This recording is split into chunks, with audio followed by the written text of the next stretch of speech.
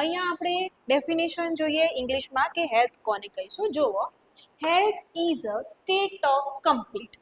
કઈ રીતે કમ્પ્લીટ? તો physical, mental, social and spiritual. હવે તમને એવું થાય કે ફિઝિકલનો મતલબ શું થાય? તો ફિઝિકલનો મતલબ થશે શારીરિક. આપણું આ જે બોડી છે બરાબર, એ બરાબર કામ કરે છે કે નહીં, એના મોટર ફંક્શન છે, એની જે એક્ટિવિટી છે અથવા તો એના જે ઓર્ગન છે એ બરાબર કામ કરે છે કે નહીં, એને જ કહેવાય ફિઝિકલ. બીજું છે મેન્ટલ. મેન્ટલનો ગુજરાતીમાં મતલબ થાય માનસિક રીતે. તમારું જે મેન્ટલ હેલ્થ છે એ બરાબર છે કે નહીં, તમારી જે વિચારવાની ક્ષમતા છે, તમે જે તમારો ગોલ છે એને અચીવ કરવા માટે સક્ષમ છો કે નહીં.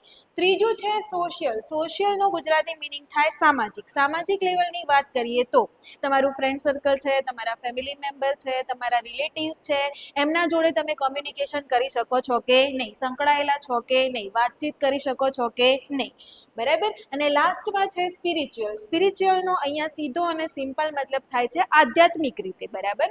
તો વેલબિંગ એટલે કે તમે કઈ રીતે વેલબિંગ હોવા જોઈએ? તો ફિઝિકલી, મેન્ટલી, સોશિયલી અને સ્પિરિચ્યુઅલી તમે વેલ એન્ડ ગુડ અથવા તો વેલબિંગ હોવા જોઈએ.